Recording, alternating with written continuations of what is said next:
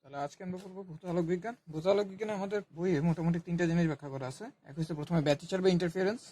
Interference ব্যাখ্যা করার জন্য আমাদের দ্বিতীয় পরীক্ষাটা করা হয়েছে।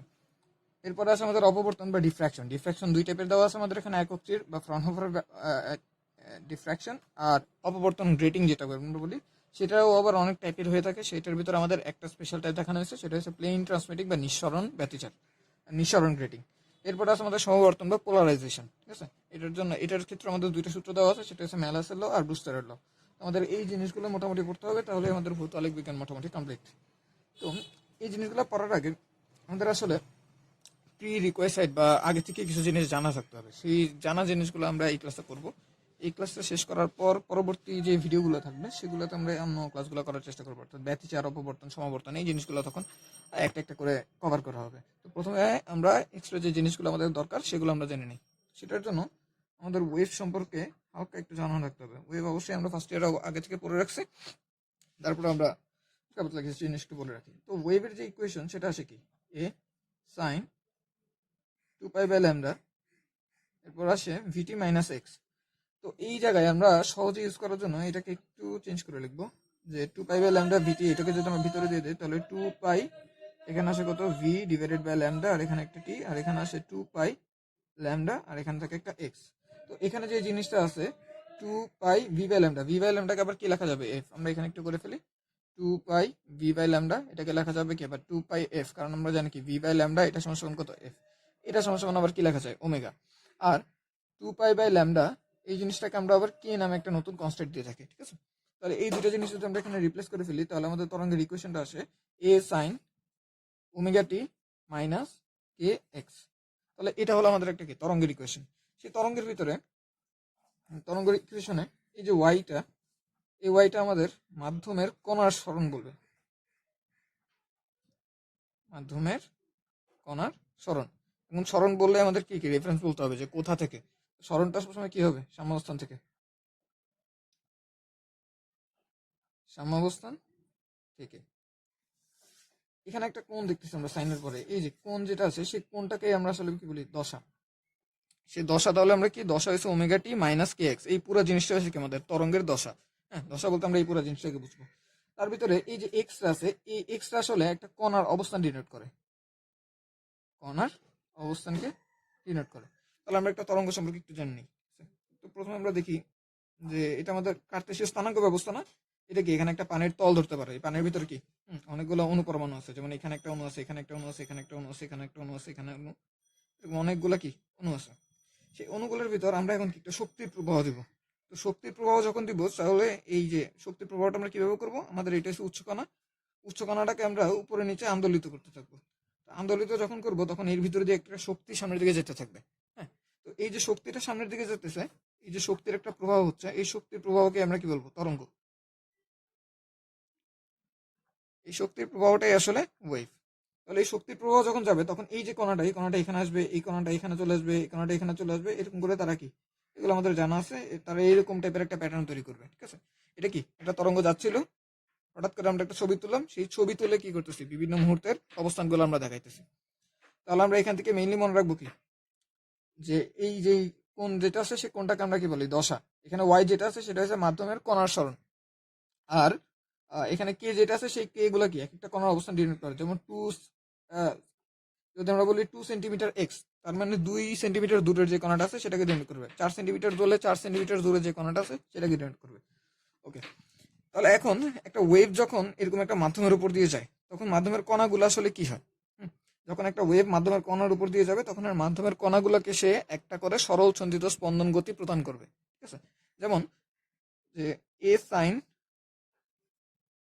ওমেগা টি মাইনাস কে এক্স, এখানে যদি আমরা এক্সটাকে ফিক্স করে দিই, অর্থাৎ এক্স এর একটা ভ্যালু দিয়ে দিই, সাপোজ 2 একটা ভ্যালু দিয়ে দিলাম, তাহলে 2 আর কে, এই পুরো জিনিসটা কিন্তু একটা কনস্ট্যান্ট হয়ে যায়। তখন আমাদের এ সাইন ওমেগা টি মাইনাস কে এক্স, এই পুরো জিনিসটা কি থাকে, খেয়াল করে থাকো, একটা সরল সঞ্চিত স্পন্দনের সমীকরণ চলে আসে। ঠিক আছে, তাহলে আমরা মনে রাখবো কি, ওয়েভের এটা কি, তার সাধারণ ইকুয়েশন যেটা, সেই ইকুয়েশনের ভিতরে এই যে কোনটা সেটা হচ্ছে কি দশা।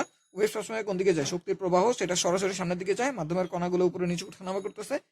সেই কণাগুলোর আর ওয়েভটা মাধ্যমের কণাগুলোকে কি প্রদান করতেছে, বারবার একটা করে সরল সঞ্চিত স্পন্দন গতি প্রদান করতেছে। তাহলে ওয়েভ সম্পর্কে আমাদের মোটামুটি একটু জানতে হবে।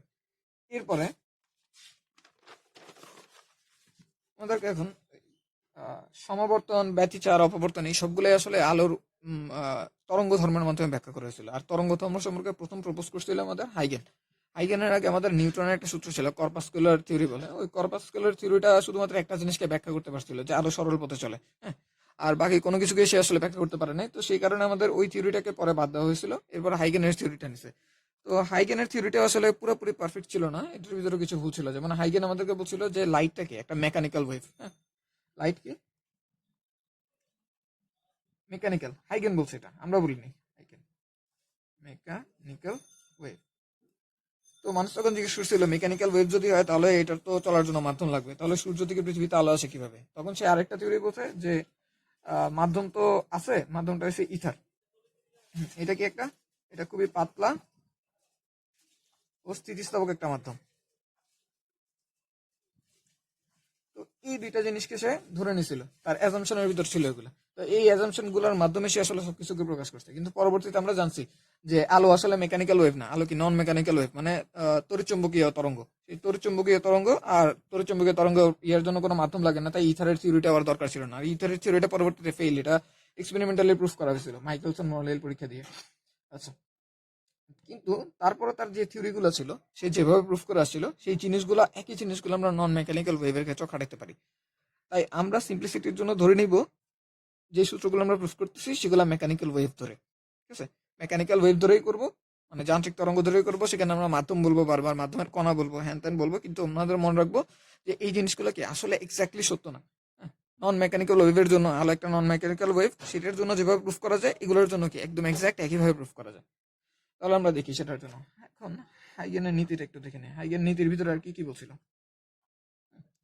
হাইগেন নীতি আসলে ব্রড একটা ধারণা, এটার ভিতরে অনেকগুলো জিনিস দেওয়া ছিল। তো সেটার ভিতরে একদম মেইন যে জিনিসটা আমাদের মনে রাখতে হবে সেটা হচ্ছে সে তরঙ্গকে তরঙ্গ মুখ আকারে কল্পনা করছিল। অর্থাৎ একটু আগে আমরা কি দেখলাম, যে তরঙ্গ একটা এরকম সাপের মতো সামনের দিকে আগাতে থাকে। কিন্তু হাইগেন বলছে যে না, এভাবে চিন্তা করার দরকার নেই। তরঙ্গকে আমরা চিন্তা করব একটা করে ঢেউয়ের মতো।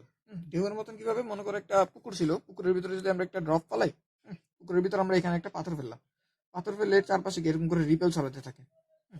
তো একবারে যদি একটা পাথর মারি, তখন আমাদের মনে হবে কি এই যে রিপেলটা, সেই রিপেলটাই আস্তে করে এভাবে সামনের দিকে ছড়াইতেছে, সামনের দিকে ছড়াইতেছে। কিন্তু আমরা যদি কনসেন্ট্রিক ভাবে অনেকগুলো পাথর ফেলতে থাকি, টুপ টুপ টুপ টুপ টুপ, অনেকগুলো পাথর যদি পড়ে, তখন আমরা কি দেখবো, যে কনসেন্ট্রিক অনেকগুলো রিং বারবার যাইতেছে যাইতেছে যাইতেছে। তখন আমাদের হাইগেন বলছে কি, যে আমরা ওয়েভটাকে যাতে ওভাবে কল্পনা করি। কিভাবে কল্পনা করব? যে এখানে একটা উৎস আছে, উৎসটা আমাদের কি করতেছে, একটা সরল চন্দ্রিত স্পন্দন করতেছে, যেটা আমাদের উৎস কণা। এই কারণে একটা শক্তির প্রবাহ হবে। শক্তির প্রবাহটা কিভাবে যাবে? ওইরকম রিপেল আকারে, ঢেউ আকারে ছড়াতে থাকবে। এই ঢেউয়ের সে একটা নাম দিছে, সেই নামটা হচ্ছে আমাদের তরঙ্গমুখ, ঠিক আছে। অর্থাৎ এই যে ঢেউয়ের যে মতো যে ব্যাপারটা ছিল, সেটাকে সে ফর্মালি একটু সংজ্ঞায়িত করছে। সে সংজ্ঞাটা দিছে কিসের মাধ্যমে? তরঙ্গমুখের মাধ্যমে। তো তরঙ্গমুখ কাকে বলে সেটা যদি আমরা একটু লিখি, যে মাধ্যমের, কোন একটা মাধ্যম, যে মাধ্যমের ভিতরে আমাদের তরঙ্গটা যাচ্ছে, সেই মাধ্যমের সমদশা সম্পন্ন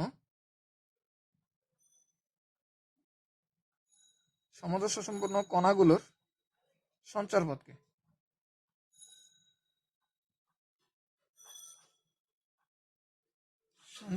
আমরা তরঙ্গমুখ বলবো।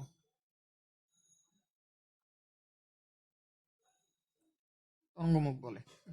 আমরা একটু দেখি, মনে করি আমাদের এখানে একটা সোর্স আছে, সেই সোর্সের ভিতরে কি তরঙ্গ চারিদিকে ছড়াই যেতেছে, এখানে যাচ্ছে, এখানে, তারপরে এখানে, তারপরে এখানে, এভাবে করে কি চারিদিকে আমাদের মাধ্যমের থেকে তরঙ্গ ছড়াবে। এই যে তরঙ্গটা ছিল, সেই তরঙ্গটার ইকুয়েশন আমরা ধরি এরকম, এ সাইন ওমেগা টি প্লাস কে এক্স, হ্যাঁ, মাইনাস কে এক্স প্লাস কে এক্স দুইটাই হতে পারে, আমরা প্লাস কে এক্স ধরে নিতে চাই সিম্পলিসিটির জন্য, জাস্ট একটু। তাহলে এখন আমরা দেখি এই মাধ্যমের এখান থেকে এক্স ডিস্টেন্স দূরে, অর্থাৎ কত, এক্স ডিস্টেন্স দূরে আমরা একটা কণা এ নিতেছি।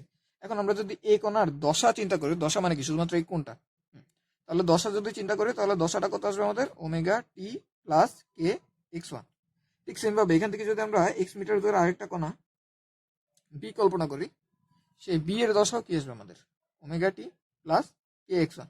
তাহলে বোঝা যাচ্ছে যে আমরা এরকম বি এক্স ডিস্টেন্স দূরে যতগুলা কণাই কল্পনা করি না কেন, সবগুলার আমাদের দশা কি আসবে, ওমেগা টি প্লাস কে এক্স ওয়ান। তো যেহেতু এরা কি আসতেছে, সব সমদশা সম্পন্ন কণা, হাইগেনের নীতি অনুযায়ী সমদশা সম্পন্ন কণাগুলোকে যদি আমরা যোগ করি এভাবে, তাহলে যেই সঞ্চারপথটা পাইলাম সেই সঞ্চারপথটাকে আমরা কি বলবো, এখন একটা তরঙ্গ মুখ বলবো। অর্থাৎ এই যে জিনিসটা আসলো সেটাই কি একটা তরঙ্গ মুখ।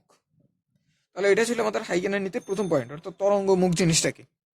এরপরে সে আমাদেরকে বলছে যে তরঙ্গ মুখটা আমরা পাইলাম, তাহলে তরঙ্গটা মেইনলি কিভাবে ছড়াচ্ছে, তরঙ্গের দিকটা কি। তরঙ্গ মুক্ত স্ফেরিক্যাল এরকম গোল একটা জিনিসটা। আচ্ছা, এই জিনিসটাকে আমরা ফুটবলের মতন কল্পনা করবো। মনে করি ফুটবলের কেন্দ্রে একটা সোর্স আছে, সেই কেন্দ্র থেকে এদিকে এদিকে এদিকে এদিকে নিচে উপরে অর্থাৎ গোল এরকম করে একটা স্পিয়ারের মতন করে কি তরঙ্গ ছড়াইতেছে। তো এখানে আমাদের মেইনলি তরঙ্গ মুখটা কিরকম, স্ফেরিক্যাল মানে গোলকীয়। অর্থাৎ এখানে একটা ছোট ফুটবল, সেখান থেকে একটা বড় ফুটবল, আরো বড় একটা ফুটবল, আরো বড় একটা ফুটবল, এরকম করে কি একটা গোলক আকারে ছড়াতে থাকবে। আচ্ছা, তাহলে ওইটা তো আমাদের তরঙ্গ মুখের দিক। তাহলে তরঙ্গের দিকটা কি হবে, তো সেটা বের করার জন্য আমাদের হাইগেন বলে গেছে যে তরঙ্গের দিকটা হবে, তরঙ্গের দিক অলওয়েজ তরঙ্গ মুখের সাথে লম্ব দিকে হবে, সাথে লম্ব হবে। ঠিক আছে, তাহলে সে আমাদেরকে কি বলছে, তরঙ্গের দিকটা তরঙ্গ মুখের সাথে সবসময় লম্ব হবে। এখন এই যে ট্রিকটা আছে, এইটা আমাদেরকে তরঙ্গ মুখ আঁকতে সহায়তা করবে, অর্থাৎ তরঙ্গ মুখ আঁকতে কাজে লাগবে। অর্থাৎ এটার মাধ্যমে আমরা নতুন করে তরঙ্গ মুখ আঁকতে পারবো।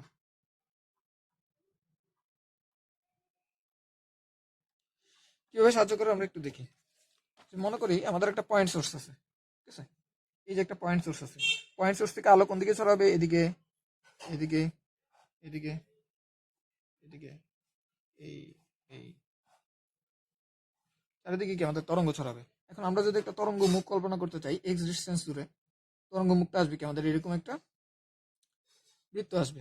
আমরা যদি আরেকটু সাপোজ এটা x1 x2 দূরত্বে, x2 দূরত্বে একটা তরঙ্গ মুখ কল্পনা করতে চাই, তখন তরঙ্গ মুখটা কিরকম আসবে, এই টাইপের একটা তরঙ্গ মুখ আসবে, যেখানে প্রত্যেকটা পয়েন্ট কি আসতেছে, এটার সাথে লম্ব আসতেছে। তরঙ্গ মুখের সাথে সবসময় কি আসবে, লম্ব আসবে। তারপরে আমরা এভাবে দেখতে পারি যে অসীম থেকে আমাদের সমান্তরাল আলোক রশ্মি আসে। এই যদি সমান্তরাল আলোক রশ্মি হয় তাহলে আমাদের তরঙ্গ মুখটা কিরকম হবে, তরঙ্গ মুখটা হবে এই যে প্লেনটা আছে সেই প্লেনের সাথে এরকম একটা তল। তলটাকে আমরা এইভাবে দেখাচ্ছি, আশা করি বোঝা যাবে। এই যে তলটা, এই তলটা হচ্ছে আমাদের তরঙ্গ মুখ। অর্থাৎ এখানে এরকম একটা দক্ষা, এরকম এরকম এরকম এরকম করে তরঙ্গ মুখটা একটা প্লেন আকারে সামনের দিকে জাকাতে থাকবে। ঠিক আছে, তাহলে এই যে দ্বিতীয় যে পয়েন্টটা ছিল সেই পয়েন্টের মধ্যে আমরা কি আঁকতে পারবো, তরঙ্গ মুখ আঁকতে পারবো। তরঙ্গ মুখটা সবসময় কি থাকবে, আমাদের যে তরঙ্গের দিক আছে সেই তরঙ্গের দিকের সাথে অলওয়েজ লম্ব থাকবে। ঠিক আছে, তরঙ্গ মুখ। এখন নতুন তরঙ্গ মুখটা কোথায় হবে, অর্থাৎ আমরা যদি একটা নতুন তরঙ্গ মুখ আঁকতে চাই, নতুন তরঙ্গ মুখটা কিভাবে আঁকবো, সেটার জন্য আমাদের তৃতীয় পয়েন্টটা লাগবে, নতুন তরঙ্গ মুখ। সেটার জন্য এখানে আমাদেরকে বলছে যে আমরা যে প্রথম যে তরঙ্গ মুখটা ছিল, প্রথম তরঙ্গ মুখের উপরস্থ প্রত্যেকটা বিন্দু, প্রত্যেকটা বিন্দু তরঙ্গের নতুন উৎস হিসেবে কাজ করবে, নতুন উৎস হিসেবে কাজ করবে।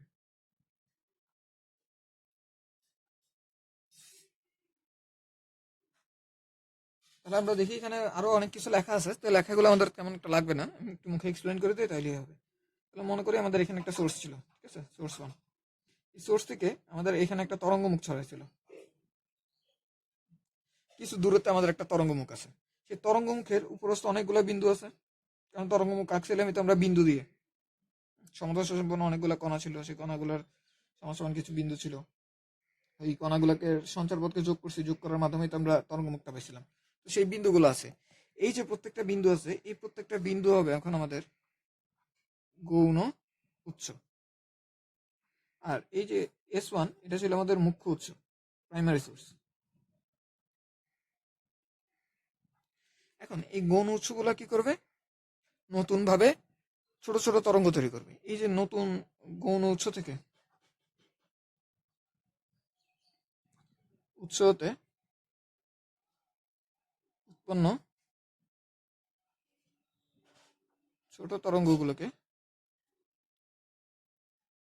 তরঙ্গ মুখ তৈরি করবে কতগুলো, হ্যাঁ দেখাবো আমি চিত্র। তরঙ্গ মুখকে আমরা ওয়েভলেট বলবো, ঠিক আছে, বাংলা নামটা আমার মনে নেই, আমি ইংলিশটা বলতেছি, ওয়েভলেট বলে। তাহলে আমরা দেখি আমাদের এই যে কণাটা ছিল এখান থেকে কি হবে, কিছু দূরে এরকম করে একটা করে তরঙ্গ মুখ তৈরি হবে, এটা থেকেও কিছু দূরে একটা তরঙ্গ মুখ তৈরি হবে, এটা থেকেও কিছু দূরে একটা তরঙ্গ মুখ তৈরি হবে, এটা থেকেও, এটা থেকেও, এটা থেকেও, যে অনেকগুলো কি হলো তরঙ্গ মুখ তৈরি হলো। এই যে এই ছোট ছোট জিনিস, এই ছোট ছোট কনসেন্ট্রিক যে রিংগুলো আছে সেগুলোকে আমরা কি বলবো, ওয়েভলেট। এখন এই যে ওয়েভলেট গুলো আছে,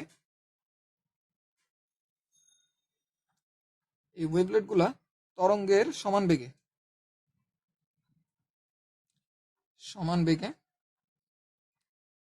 চারিদিকে ছড়াবে। হ্যাঁ, এগুলো আমাদেরকে হাইগেন বলে গেছে, চারিদিকে ছড়াবে। তাহলে আমরা দেখি যে আমাদের এই যে কণাটা আছে টি সময়ে কতটুক যায় সেটা আমরা বের করি। তাহলে তরঙ্গের বেগ যদি ভি হয়, টি সময় তার অতিক্রান্ত দূরত্ব কত হবে, ভিটি। তাহলে টি সময় পর এই কণাটা ভিটি পরিমাণ দূরে গেল, এবার সেখান থেকে আমরা কি করবো, একটা বৃত্ত আঁকবো, তাহলে আমরা এই ওয়েভলেটটা পাবো। ঠিক সেম ভাবে এখান থেকে ভিটি দূরে যাবো, একটা ওয়েভলেট পাবো, ভিটি দূরে গিয়ে বৃত্ত আঁকবো, একটা ওয়েভলেট পাবো। এই যে ওয়েভলেট গুলার বাইরের দিকে একটা দেখো কমন ট্যানজেন্ট আঁকা যায়, কমন ট্যানজেন্ট আঁকা যায়। এই যে বাইরের দিকে যে কমন ট্যানজেন্ট আঁকা যায়, এই বাইরের দিকের কমন ট্যানজেন্টটা হলো আমাদের নতুন তরঙ্গ মুখ, নতুন তরঙ্গ মুখ। তাহলে এভাবে কি, প্রথমে একটা তরঙ্গ মুখ ছিল, সোর্স থেকে একটা তরঙ্গ মুখ তৈরি হয়েছে, তার উপর হচ্ছে শক্ত একটা বিন্দু, একটা কি গৌণ উৎসগুলো থেকে তৈরি হবে কি ওয়েভলেট গুলার যে কমন ট্যানজেন্ট সেটা আমাকে কি নতুন তরঙ্গ মুখ। তাহলে এভাবে আমাদের হাইগেন ব্যাখ্যা করে গেছিল যে তরঙ্গ মুখ আকারে তরঙ্গ কিভাবে ছড়াবে। তাহলে হাইগেনের সূত্র দিয়ে যখন আমরা সবকিছু করবো এভাবে তরঙ্গ মুখ আকারেই দেখবো। ঠিক আছে, একটু খেয়াল রাখতে হবে, আমাদের আলোর যে উৎসগুলো ছিল, আলোকে কি আমরা এরকম সরলরেখা আকারে দেখাই, কারণ তার ওয়েভলেন্থ গুলোকে অনেক ছোট ছোট হয়, হ্যাঁ, তাই দেখতে একটু কি সরলরেখার মতনই মনে হয়। তো সেক্ষেত্রে আমাদের ওই তরঙ্গের দিকগুলো কিরকম হবে, তরঙ্গের দিকগুলো কিন্তু এরকম একদম এরকম স্ট্রেট হবে। এই সূত্রগুলো যখন আমরা প্রুফ করবো, সূত্রগুলো প্রুফ করার সময় আমরা দেখবো কি এই জিনিসগুলা। কিন্তু সূত্রগুলো প্রুফ করার সময় আমরা চিত্রটা এভাবে দেখাইলেও আমরা যে ধর্মগুলো দ্বারা ব্যাখ্যা করবো জিনিসটাকে, সেই ধর্মগুলো কিন্তু হবে কিসের, তরঙ্গের ধর্ম। সেই কারণে আমাদের মনে রাখতে হবে কি, মাথায় রাখতে হবে যে তরঙ্গ ছড়াইতেছে তরঙ্গ মুখ আকারে, কিন্তু চিত্রে আঁকবো কি এরকম রেখা। ওকে, ঠিক আছে। তাহলে হাইগেনের সূত্রে আমাদের তরঙ্গ মুখ সম্পর্কে মোটামুটি এই জিনিসগুলোই ছিল। এরপর আমাদের আর দর্শার যে ব্যাপার, এর পরের টপিকটা হলো তরঙ্গের উপরিপাতন নীতি। উপরিপাতন নীতি, তো এই নীতিটা আমাদেরকে বলে যে একটা কণার উপর, কোনো মাধ্যমের উপর একটা কণার উপর যদি দুইটা তরঙ্গ আপতিত হয়, সাপোজ y1 আর y2, দুইটা কণা, হ্যাঁ, দুইটা তরঙ্গ, তাহলে একটা তরঙ্গ এটার উপর সেভাবে আপতিত হলো, আরেকটা কণা এভাবে আরেকটা তরঙ্গ এভাবে সেভাবে আপতিত হলো। তাহলে এই যে দুইটা তরঙ্গ একটা কণার উপর আপতিত হলো, তাহলে কণাটার যে লব্ধি সরণ হবে, নেট ডিসপ্লেসমেন্ট, যে নেট ডিসপ্লেসমেন্ট হবে, সেটা হবে আমাদের প্রথম তরঙ্গ আর দ্বিতীয় তরঙ্গের ভেক্টর যোগফলের সমান। ঠিক আছে, প্রথম তরঙ্গ আর দ্বিতীয় তরঙ্গের ভেক্টর যোগফলের সমান।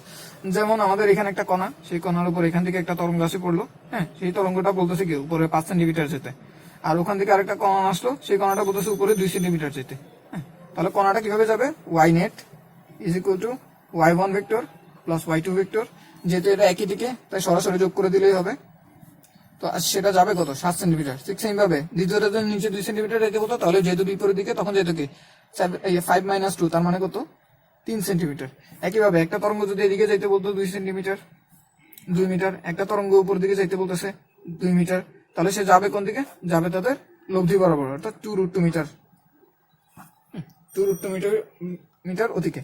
তো আমাদের ইউজুয়ালি যেসব সিলেবাস আছে, সিলেবাসের ভিতরে আমাদের হারমোনিক ওয়েভই দেওয়া আছে। হারমোনিক ওয়েভ মানে সরল সন্ধিত স্পন্দনরত উৎসের কারণে যে তরঙ্গ তৈরি হয়, তো সেগুলোর ক্ষেত্রে শুধুমাত্র উপরে অথবা নিচেই হয়, হ্যাঁ, অন্য কোনো কেস দেখা যায় না।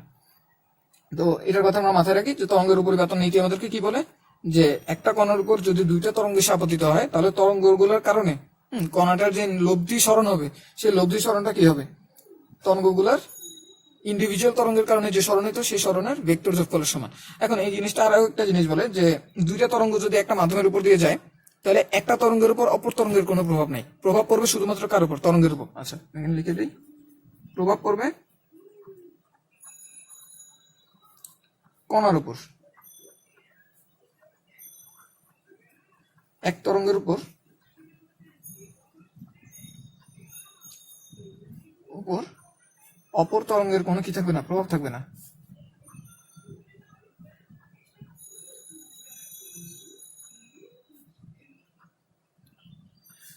তাহলে এটা ছিল কি আমাদের মেইনলি তরঙ্গের উপরিপাতন নীতি।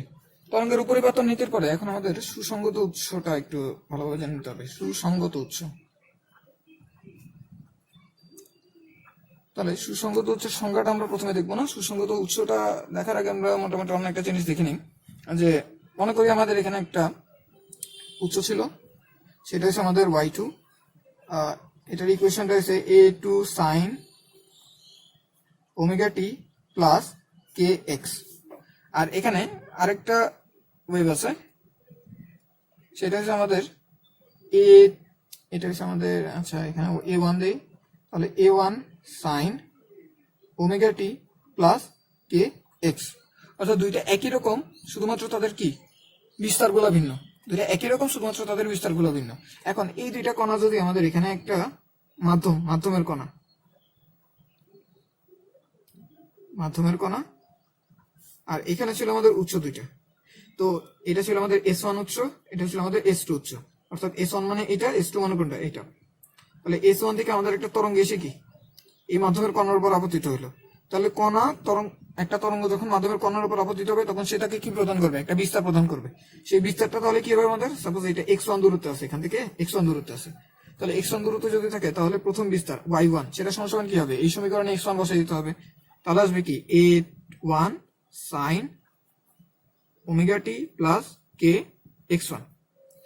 আর এখান থেকেও কি আমাদের একটা তরঙ্গ আসবে, তরঙ্গ এসে এটার উপর আপতিত হবে। আপতিত হলে সাপোজ আমরা ধরি এটা হচ্ছে আমাদের x2 দূরে যখন আপতিত হবে, তখন এখানেও কি একটা বিস্তার সে লাভ করবে। সেই বিস্তারটা হবে কি আমাদের y2টা কি হবে a2 sin omega t plus কে x2। ঠিক আছে, তাহলে এটা কি পাইলো আমাদের, দুইটা সরণ পাইলো, একটা হচ্ছে ওমেগা টি প্লাস কে x1, আর একটা হচ্ছে ওমেগা টি প্লাস কে x2। এখন এই যে এখানে দুইটা সরণ পেয়েছে, সেই সরণ দুইটার আমরা যদি দশাগুলা দেখি, এখানে একটা দশা আছে, আর এখানে কি আরেকটা দশা আছে। এই দশাগুলা যদি আমরা দেখি, এই দশাগুলোর এখন যদি পার্থক্য নেই আমরা, অর্থাৎ ডেল্টা ফাই যদি করি, ডেল্টা ফাই করলে আমাদের কি আসবে, ওমেগা টি প্লাস কে x2 minus omega t plus কে x1। আমরা দশাগুলোর পার্থক্য করলে আমরা দেখি এখান থেকে ওমেগা টি কাটাকাটি চলে গেল, তাহলে থাকলো কি আমাদের কে ইন্টু ডেল্টা এক্স। অর্থাৎ ডেল ফাই সমান কি থাকলো আমাদের, কে ইন্টু ডেল্টা এক্স। একটু খেয়াল করে দেখি আমাদের এখানে যে দশা পার্থক্যটা আছে, সেই দশা পার্থক্যটা কিন্তু শুধুমাত্র সময়ের উপর ডিপেন্ডেন্ট, শুধুমাত্র পথের উপর ডিপেন্ডেন্ট, উপর ডিপেন্ডেন্ট। অর্থাৎ এই জিনিসটা এখন আর সময়ের উপর ডিপেন্ডেন্ট নাই। আচ্ছা, এটা অন্যভাবে দেখি, যে আমাদের সাপোজ এই একটা কণা ছিল a1 sin, তারপরে ওমেগা 1 টি প্লাস কে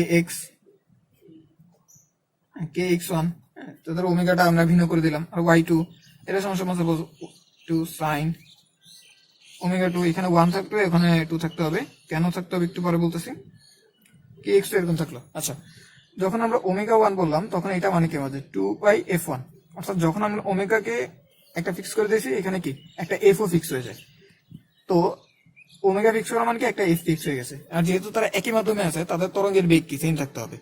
তো আমরা বলতেছি যে ভি ইজ ইকুয়াল টু কি এফ ল্যামডা। একটা যদি আমরা f1 করি, আর একটা ল্যামডা কত হবে, 1 হবে। ঠিক সেম ভাবে ভি ইজ ইকুয়াল টু আবার কি আসবে, এফ ল্যামডা। দ্বিতীয়টার ক্ষেত্রে যেহেতু আমরা ওমেগা 2 বলছি, সেহেতু ওখানে কত আছে, f2 আছে। f2 থাকলে আমাদের ল্যামডাটাও কি এই ক্ষেত্রে ভিন্ন হইতে হবে, কারণ যেহেতু আমাদের কি ভি কে সেম রাখতে হবে। তাহলে আমরা বলতে পারবো কি আমাদের f1 lambda 1 is equal to কি f2 ল্যামডা 2। অর্থাৎ আমরা যদি ল্যামডা চেঞ্জ করি, তাহলে f চেঞ্জ হবে, f চেঞ্জ হলে ল্যামডা চেঞ্জ হবে। ওকে, তাহলে সেই কারণে আমি এখানে কি লিখছি, ওমেগা 1 লিখছি, এখানে কে x1 লিখছি, এখানে যখন ওমেগা 2 লিখছি, এখানে কে x2 লিখছি। একটু আগে যে উদাহরণটা ছিল, সেটার ক্ষেত্রে কিন্তু দুইটার ক্ষেত্রে ওমেগা সেম ছিল। ওমেগা সেম থাকার কারণে আমরা দুইটার ক্ষেত্রে কেও সেম রাখছিলাম। তাহলে এখন এই ওমেগাটা যদি সেম থাকে, দুইটার ক্ষেত্রে আলাদা থাকে, তখন একটা নির্দিষ্ট এক্স দূরত্বে, আর এটা সাপোজ x2 দূরত্বে ছিল, আর এটা তো এই দুইটা ভিন্ন দূরত্ব আছে। আমরা এই দুইটা কণাগুলোর ওই আগের মতন একটু দেখি। মাধ্যমের একটা কণা, এখানে আমাদের s1টা আছে, এখানে আমাদের s2টা আছে। এটা কি করলো, এভাবে আসলো, এটার উপর কি ঘাত করলো, তাহলে এটা কি উপরের দিকে ডিসপ্লেস হলো বা নিচের দিকে, যে কোনো একটা দিকে ডিসপ্লেস হলো। y1 একটা পাবে, সে y1টা আসবে কি আমাদের এখান থেকে, এটা x1 যদি দূরত্ব হয়, তাহলে a1 sin omega 1 t plus k1 x1। এখান থেকেও কি একটা তরঙ্গ আসলো, তরঙ্গ এসে এই মাধ্যমের কণাটাকে একটা কি ডিসপ্লেসমেন্ট দিবে y2, সেই y2 টা কত আসবে a2 sin omega 2t plus k2 x2। এবার এই দুইটা যদি দশা পার্থক্য বের করি ডেল ফাই, সেটা সমস্ত কোণ আসবে দেখবো আমাদের delta 1 delta x plus delta t plus k into delta x। অর্থাৎ আমাদের এখানে যে দশা পার্থক্যটা আছে সেটা কিন্তু টাইম ডিপেন্ডেন্ট। অর্থাৎ মনে করি আমাদের এখানে একটা কণা আছে, এখানে একটা কণা আছে, তাদের ভিতরে পথ পার্থক্য সাপোজ ল্যামডা, তো ল্যামডার কারণে তাদের একটা দশা পার্থক্য হবে। এই ল্যামডাটাই সময়ের সাথে সাথে চেঞ্জ হবে, অর্থাৎ 2 সেকেন্ডে সেম দুইটা কণার জন্য সেম দুইটা দশা পার্থক্যের জন্য 2 সেকেন্ডে একটা দশা, 3 সেকেন্ডে আরেকটা দশা, 4 সেকেন্ডে আরেকটা দশা, 5 সেকেন্ডে আরেকটা দশা। তো এখন আমরা সুসংগত উৎসের সংজ্ঞাটা আসতে পারবো। সুসংগত উৎসের সংজ্ঞাটা হচ্ছে যেসব কণার দশা এরকম টাইম ডিপেন্ডেন্ট হবে না, যে সমস্ত কণার দশা এরকম টাইম ডিপেন্ডেন্ট হবে না সেগুলোকে আমরা কি বলবো সুসংগত উৎস। তাহলে এখন এই যে উৎস দুইটা ছিল, এই দুইটা উৎসকে সুসংগত করার উপায় কি? সুসংগত করার উপায় হচ্ছে আমরা যদি তাদের ওমেগা গুলোকে সেম করে দিই, কারণ ওমেগা দুইটা যদি সেম হয় তাহলে এখানে আচ্ছা ডেল্টা ওমেগা ডেল্টা টি এরকম থাকবে, ওমেগা গুলো যদি সেম হয় তাহলে কি এটা ইকুয়াল টু 0 হয়ে যাবে, কারণ এখানে কি ওমেগা 2 মাইনাস ওমেগা 1 আছে। এটা ইকুয়াল টু যদি 0 হয় তাহলে এই পুরো টার্মটা 0 হয়ে যাবে। পুরো টার্মটা 0 হওয়ার কারণে এই যে দশা পার্থক্যটা আছে সেটা সরাসরি কিসের উপর ডিপেন্ডেন্ট হবে? শুধুমাত্র পথ পার্থক্যের উপর ডিপেন্ডেন্ট হবে। তাহলে এখন আমরা পুরো জিনিসটা আবার দেখবো, একটু একটু উল্টাপাল্টা লাগতে পারে। সুসংগত উৎস কাকে বলবো? যাদের উপরিপাতনের ফলে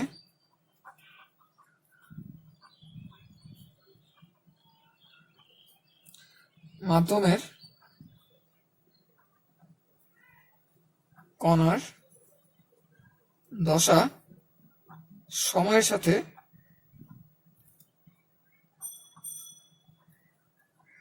অপরিবর্তিত থাকে, সময়ের উপর নির্ভরশীল না হয়,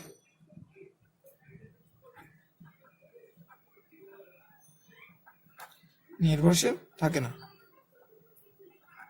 তাহলে সুসংগত উৎস কারা? যাদের উপরিবর্তনের ফলে মাধ্যমের কণার দশা সময়ের উপর ডিপেন্ডেন্ট হয় না, সময়ের উপর নির্ভরশীল থাকবে না, শুধুমাত্র কি শুধু পথ পার্থক্যের উপর ডিপেন্ডেন্ট।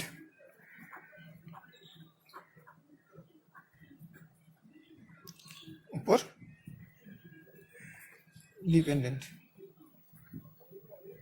তাহলে পুরো জিনিসটাকে যদি আমরা আরেকবার দেখি, যে আমাদের সুসংগত উৎস না এমন দুইটা উৎস নিতে হবে যে এখানে একটা y1 এখানে একটা y2, এমন দুইটা উৎস নিতে হবে যাদের ওমেগা গুলা কি ওমেগা গুলা সেম হবে। আচ্ছা ওমেগা যখন সেম করছে তখন এফ কি হয়ে গেছে? সেম হয়ে গেছে, কারণ ওমেগা ইজ ইকুয়াল টু কি 2πf, দুইটার ওমেগা সমান মানে দুইটার এফ ও সমান।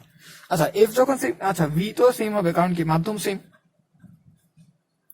মাধ্যম সেম কারণে তাকে ভিও কে সেম হবে। এখন ভি ইজ ইকুয়াল টু কি এফ ল্যামডা, তো এফ যেহেতু সেম ভি যেহেতু সেম তাহলে ল্যামডাও কি হইতে হবে? সেম হইতে হবে। তাহলে তাদের ল্যামডাও কি হয়ে গেছে? সেম হয়ে গেছে। তাহলে এখন যদি আমরা প্রথমটা তরঙ্গের ইকুয়েশন লিখতে চাই, তাহলে প্রথমটা তরঙ্গের ইকুয়েশন আমরা ভ্যারি করতে পারবো কি শুধুমাত্র a1 টা। তাহলে a1 sin omega t plus কে এক্স, টি আর এক্স এটা তো আমাদের ভ্যারিয়েবল, এগুলো তো আমরা ফিক্স করবো না, এগুলো আমাদের ভ্যারিয়েবল সে কারণে। আর y2 টা যদি আমরা দেখি তাহলে y2 সমান আসবে কি a2 sin omega t plus কে এক্স। অর্থাৎ আমরা শুধুমাত্র তাদের অ্যামপ্লিটিউড গুলোকে ভ্যারি করতে পারবো, হ্যাঁ, আর বিস্তার যেগুলো আছে বিস্তার গুলোকে ভ্যারি করতে পারবো। বাকি ওমেগা আর কে এই দুটাকে কি হতে হবে? সেম হইতে হবে। এখন এখানে একটা কণা আছে মাধ্যমের কণা, আর এখানে আমাদের দুইটা তরঙ্গের উৎস আছে S1 আর একটা হচ্ছে S2। S1 থেকে এটা x মিটার দূরত্ব আছে, x1 মিটার দূরত্ব আছে। তাহলে x1 মিটার দূরত্ব যদি থাকে তাহলে আমাদের y1 যেটা সেটা আসবে কত? a1 sin omega t plus কে x1। আর এইটা আমাদের x2 দূরত্ব আছে, x2 দূরত্ব যদি থাকে তাহলে সেটা আমাদেরকে যে বিস্তারটা দিবে সেটা হবে কি a2 sin omega t plus কে x2, এই দুটো দিল। এখন এই দুটো ইকুয়েশনের দিকে যদি তাকাই, এখানে একমাত্র ভেরিয়েবল কি আমাদের? টাইম। অর্থাৎ এখন কি আমাদের একটা এই জিনিসটাকে আমরা এভাবে ব্যাখ্যা করতে পারি, আমাদের একটা তরঙ্গ যাচ্ছিল, সেই তরঙ্গের এই যে জায়গাটা আছে এখানে, এটা হচ্ছে আমাদের x1 দূরত্বের কণা, প্রথম তরঙ্গ থেকে x1 দূরত্বের কণা। এই কণাটার এখন আমরা কি করতেছি? ভিডিও রেকর্ড করতেছি। তো এই কোণার যদি আমরা ভিডিও রেকর্ড করি তাহলে আমরা কি দেখবো, এই কোণাটা উপরে যায় নিচে যায়, উপরে যায় নিচে যায়, অর্থাৎ এই কোণাটাকে দেখলে কি মনে হবে, একটা এসএচএম করতেছে। আর সিমিলার উপায় এই কোয়েশ্চেনটা যদি আমরা দেখি, এই কোয়েশ্চেনটাও কিন্তু এসএচএম এর ইকুয়েশনের মতে একদম এ sine omega t plus delta. তো এখানে ডেল্টা হচ্ছে কে এক্স ওয়ান, দেখো এটা কিন্তু একটা ফিক্সড রাশি। তাহলে এই কোণাটা কি করতেছে, এখানে একটা এসএচএম করতেছে, এই কোণাটা কি করতেছে, এই কোণাটাও এখানে একটা এসএচএম করতেছে। তাহলে এখন আমাদের কি জানতে হবে যে কোণাটার নেট সরণ কতটুকু হয়েছে। নেট সরণের জন্য আমাদের উপরিবর্ত নীতি বলে y1 আর y2 এই দুটোকে যোগ করে দাও। তো এই যোগ করে দিলে আমরা কি পাবো, একটা কোণার উপরে দুইটা এসএচএম আসলো, দুইটা এসএচএম এর কম্বিনেশন পাবো। এই কম্বিনেশন অফ এসএচএম আলাদা একটা টপিক, কম্বিনেশন অফ এসএচএম সরল সন্ধিত স্পন্দন। তো এটার জন্য বড় একটা ডেরিভেশন আছে, সেই ডেরিভেশনটা আমরা দেখবো না, ঠিক আছে। আমরা সরাসরি সূত্রটা মনে রাখবো কিভাবে করা যায়, ঠিক আছে।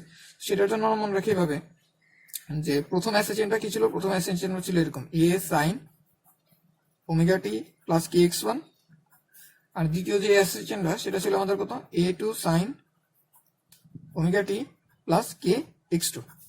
তাদের ভিতরে যে দশার পার্থক্য আছে সেই দশা পার্থক্যটা আমরা বের করি, বের করলে দেখি এটা থেকে এটাকে বিয়োগ করতে হবে, তাহলে এটা থেকে এটা বাদ যাবে, কে তো common, x two minus x one আসবে, তাহলে k into x two minus x one. আচ্ছা কে মানে কি ছিল, কে মানে ছিল 2π/λ, আর এখানে কি থাকলো ডেল্টা এক্স, আর এটা আসলে কি আমাদের ডেল্টা ফাই। তাহলে ডেল্টা ফাই এর জন্য আমরা এই কোয়েশ্চনটা এখন থেকে মনে রাখবো, সেটা কি 2π/λ ইন্টু ডেল্টা এক্স। অবশ্যই মনে রাখতে হবে এটা কাজ ক্ষেত্রে সুসংগত উৎস হলে। ওকে, এটা রইলো। এখন এই দুইটা জিনিস আছে, এই দুইটাকে আমরা একটু এসএচএম আকারে লিখবো। এসএচএম আকারে কিভাবে লিখবো, যে প্রথমে আমরা ধরি যে y1 এটা সমান a1 sin ওমেগা টি, এটা হচ্ছে আমাদের প্রথম এসএচএম। আর দ্বিতীয় যে এসএচএমটা আছে সেটা প্রথমটার সাথে এত দশা পার্থক্য থাকবে, তাহলে সেটার সাথে আমরা দশা পার্থক্যটা অ্যাড করে দিলাম, a2 sin omega t plus delta phi, অথবা শুধু ফাই লিখলাম, ঠিক আছে। এটাকে শুধু ফাই আকারে আমরা দেখি একটু। এখন এই দুইটা এসএচএম কি করছে, একটা কণার উপর পড়ছে, সেই কণার উপর পড়ার কারণে এখন কণাটার কি হবে, যে ওয়াই নেটটা হবে, সে ওয়াই নেটকে আমরা লিখতেছি ভাবে, তার একটা লব্ধি বিস্তার হবে, তার একটা সাইন থিটা থাকবে, ওমেগা টি তো সেম থাকবে কারণ কম্পাঙ্ক আমরা চেঞ্জ করবো না, একটা এসএচএম এর একটাই কম্পাঙ্ক থাকে, প্লাস তার সাথে এখানে কি একটা আসবে, দশা যুক্ত হবে। তাহলে এখন আমাদের কাজ হচ্ছে এই এ নেটটা বের করা, এই দশাটা বের করা। এগুলো বের করার জন্য একটা শর্ট ট্রিক আগে থেকে বের করে দেওয়া আছে, আমরা সেই শর্ট ট্রিকটা মনে রাখবো। শর্ট ট্রিকটা কি হবে, যে আমাদের কাছে দুইটা অ্যামপ্লিটিউড ছিল a1 আর একটা ছিল কি a2, আর আমাদের কাছে দুইটা দশা ছিল, একটা হচ্ছে kx1 আর একটা হচ্ছে কি kx2। এর মধ্যে আমরা ছোট দশাটাকে নিব, এদেরকে যে আমরা চেঞ্জ করে লিখলাম, চেঞ্জ করে লেখার পর এখানে আমরা ছোট দশা পাইতেছি কোনটাকে, এটাকে, এটা হচ্ছে আমাদের ছোট দশা। সেই ছোট দশাটা যে বিস্তার সেটা হচ্ছে আমাদের a1, বড় দশার বিস্তারটাকে আমরা কি বলবো a2, আবার ছোট দশার বিস্তারটাকে কি বলবো a1, বড় দশার বিস্তারটাকে কি বলবো a2। তাহলে ওরা বলছে a1 আর a2 কিন্তু অবশ্যই ভেক্টর না, কিন্তু এদেরকে আমরা একটা ভেক্টরের মতন করে লিখতে পারি। এখানে আমরা লিখলাম কি a1, আর এখানে আমরা দিলাম কি a2। a1 আর a2 এর মধ্যে যে অ্যাঙ্গেল সেটাকে থিটার মতন কল্পনা করা যায়, কল্পনা করলাম থিটা।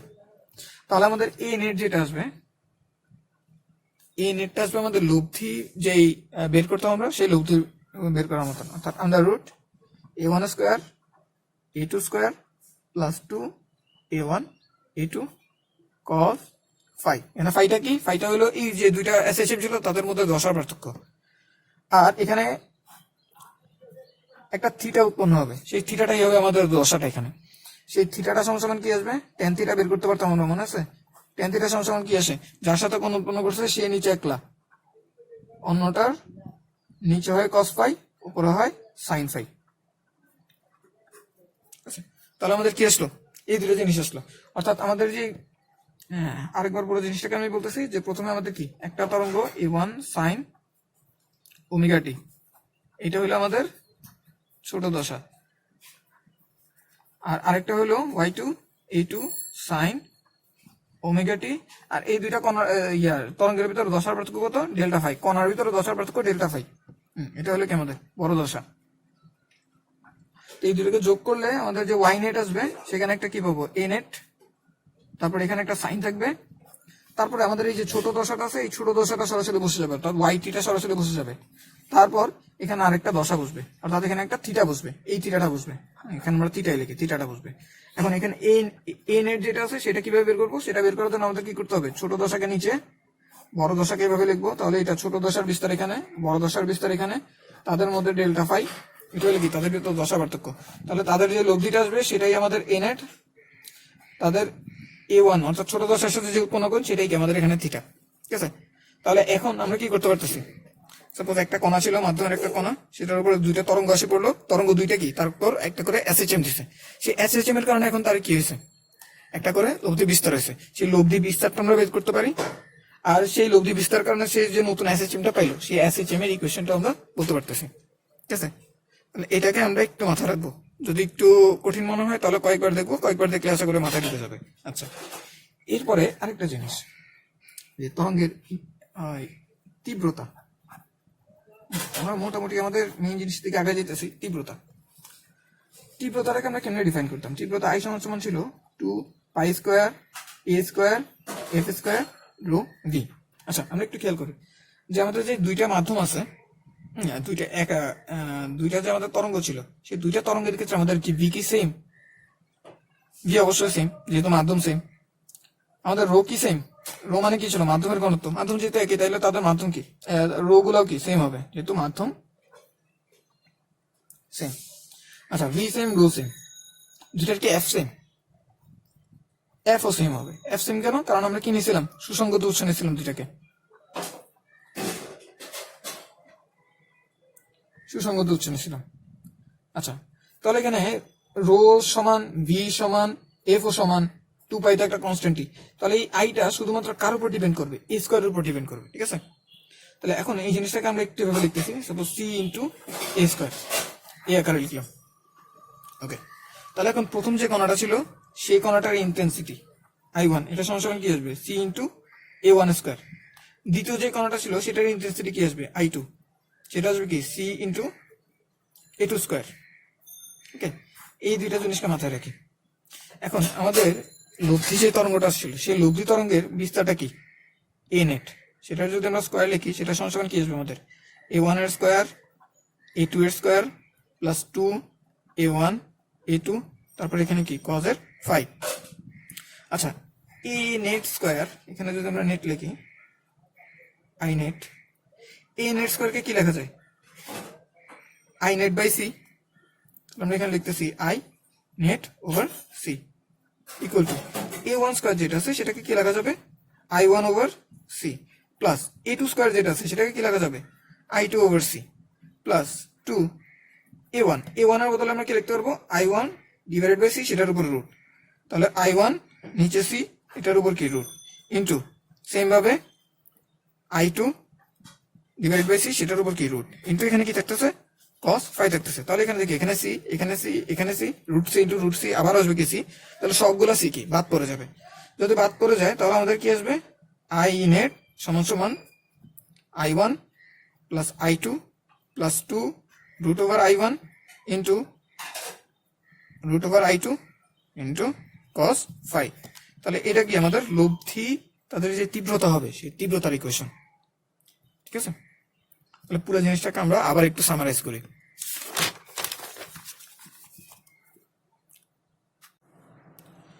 আচ্ছা, তাহলে প্রথমে আমরা দেখলাম যে একটা তরঙ্গ যদি y1 = a1 sin omega t plus kx1, একটা সরলচন্দ্রিত স্পন্দন, দ্বিতীয় সরলচন্দ্রিত স্পন্দন যদি y2 = a2 sin omega t plus kx2 হয়, আমরা সুবিধার্থে ধরে নিতেছি এটা আমাদের ছোট দশা, ছোট দশা হচ্ছে এটা। তাহলে আমাদের লব্ধি তরঙ্গের যে বিস্তারটা আসবে, লব্ধি তরঙ্গের যে বিস্তারটা আসবে সেটা আসবে কত, a1 square plus a2 square plus 2 a1 a2 cos 5, যেখানে ফাইটা কি, ফাইটা হলো আমাদের 2 pi by lambda into delta x, দশার পার্থক্য। ওকে, তারপরে আমরা লব্ধি বিস্তারটা পাইছি, লব্ধি বিস্তার যে লব্ধি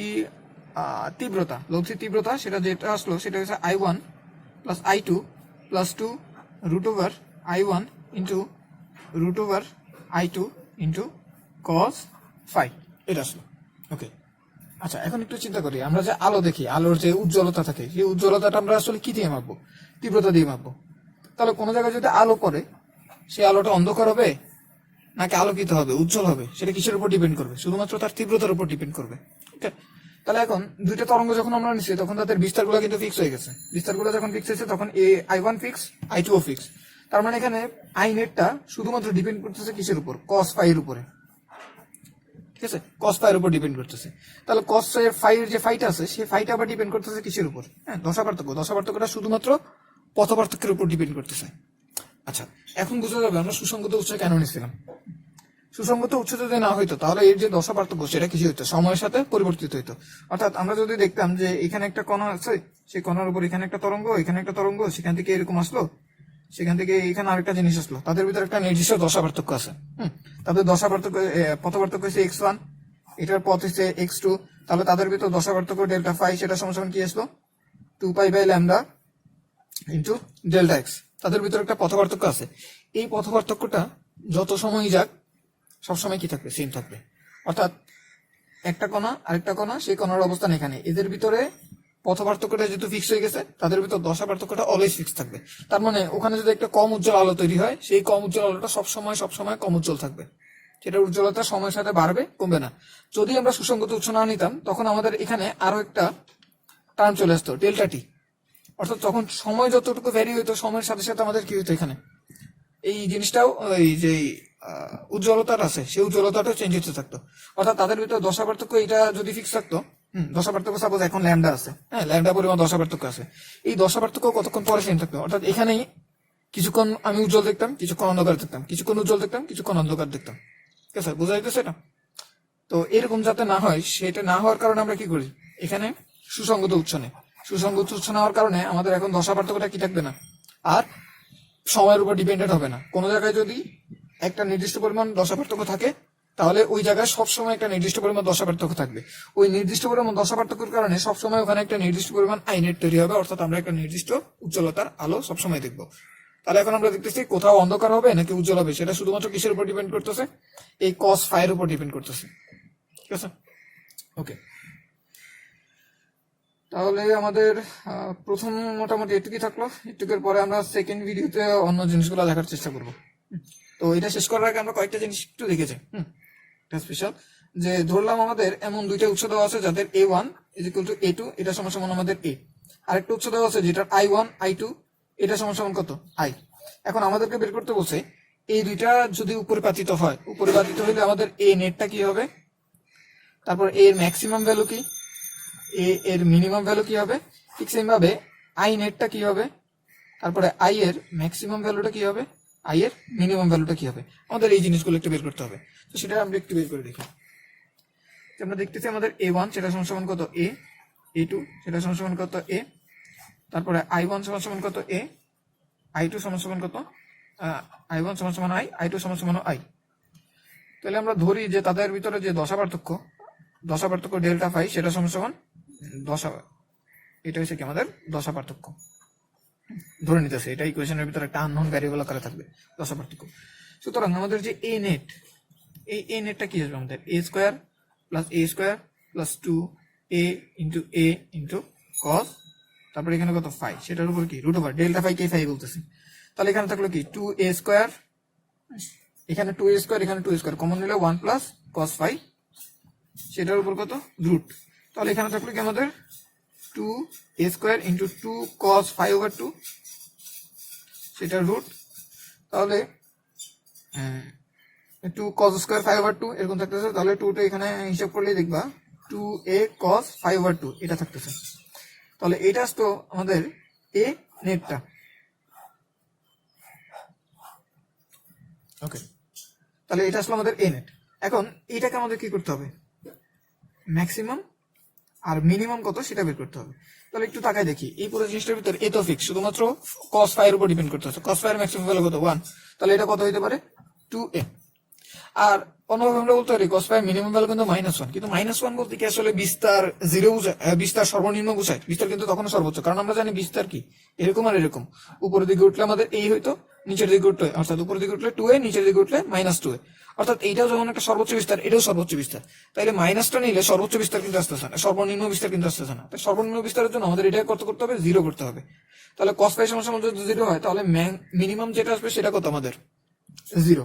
তাহলে এ নেটের ভ্যালুটা কত আসে 2a cos 5/2, ম্যাক্সিমাম হলো 2a, মিনিমাম হলো 0, যদি আমাদের a1 আর a2 দুটো কি সমান হয়। সিমিলার উপায়ে যদি আমরা i1 এর জন্য বের করি, i যদি বের করি, i নেট সমান সমান কি আসার কথা, i plus 2 √i into √i, তারপর এখানে থাকার কথা কি একটা cos 5। ওকে, তাহলে এখানে কি দেখতেছে i আর i যোগ করলে 2i, ওখানেও আসবে একটা রুট আর রুট যোগ করলে শুধুমাত্র একটা i আসবে, তাহলে 2i আমরা কমন নিতে পারি। কমন নিতে থাকে কি 1 প্লাস cos 5, 1 প্লাস cos 5 কে যদি আমরা ঠিক করে লিখি তাহলে এখানে কত আসবে 4i cos স্কয়ার 5/2। তাহলে i নেটটা আসতেছে আমাদের কত 4i cos স্কয়ার 5/2। এখন এটাকে কি করতে হবে, আমাদের ম্যাক্সিমাম করতে হবে আর মিনিমাম করতে হবে। তাহলে এটাকে ম্যাক্সিমাম করার উপায় কি, cos 5 এর মান 1 বানাইতে হবে। তাহলে cos 5 এর মান যদি 1 বানাই তাহলে আমাদের i ম্যাক্স যেটা আসতেছে, i ম্যাক্সিমাম এর ভ্যালু আসতেছে 4i, আর এখানে আমাদের i মিনিমাম যেটা আছে সেই মিনিমামটা কত আসবে, cos স্কয়ার 5 মানে কত 0 বানাইতে হবে, 0 বানাইলে আমাদের এখানে কত আসবে 0 আসবে। তাহলে ম্যাক্সিমাম হইছে 4i আর মিনিমাম হইছে 0। তাহলে এখানে একটা মজার জিনিস আছে যে আমাদের দুইটা তীব্রতা ছিল i আর i, দুইটা i যোগ হয়ে ম্যাক্সিমাম আমাদেরকে দিতেছে 4i। তো দেখতে একটু অবাক লাগে যে এখানে হঠাৎ করে i যোগ হয় 2i না হলে 4i হইলো কিভাবে, কারণ এখানে আসলে আমাদের খেলাটা এই তরঙ্গের ভিতর ইয়ার বিস্তারের ভিতর তীব্রতার ভিতর হইতেছে না, হইতেছে আমাদের তরঙ্গের উপর ইয়ার বিস্তারের উপরে। তো একটু খেয়াল করে দেখো i কার সমানুপাতিক, আইটা কিন্তু আমাদের a এর সমানুপাতিক। তো আমরা দেখতেছি i যখন ম্যাক্সিমাম হয় তখন অবশ্যই আমাদের a কে ম্যাক্সিমাম হইতে হবে, আর a যখন ম্যাক্সিমাম হয় তখন সেটা কত হয়ে যায় 2a হয়ে যায়। তো আমাদের i ম্যাক্সিমামটা আসলে 4a স্কয়ারই আসে, অর্থাৎ 4 গুণ বেড়ে যায়। সেই কারণে আমাদের এখানে i ম্যাক্সটা কত আসে 4i আসে। তো একটু কি ছিল আমাদের প্রথম পার্টটা, এই প্রথম পার্টে আমাদের বেসিক এই জিনিসগুলোই জানতে হবে। তো আমাদের খেয়াল রাখতে হবে কি যে আমাদের কোথায় উজ্জ্বল হবে কোথায় অন্ধকার হবে সেটা কার উপর ডিপেন্ড করে, তীব্রতার উপর ডিপেন্ড করে। তীব্রতা আবার কিসের উপর ডিপেন্ড করতেছে, বিস্তারের উপর ডিপেন্ড করে। বিস্তারটা আবার কার উপর ডিপেন্ড করে, দশা পার্থক্যের উপর। সেই দশা পার্থক্যের উপর ডিপেন্ড করে এখন আমাদের কি হবে যে কোথায় অন্ধকার কোথায় উজ্জ্বল সেটা হবে। আর সেই উজ্জ্বল অন্ধকার গুলো সময়ের সাথে চেঞ্জ হবে না, কারণ আমরা দশা পার্থক্যটাকে কিনেছি সুসংগত উৎসের দশা পার্থক্য। সুসংগত উৎস সেই উৎস যে উৎসের দশা পার্থক্য সময়ের সাথে চেঞ্জ হয় না, শুধুমাত্র অবস্থানের সাথে চেঞ্জ হয়। ওকে।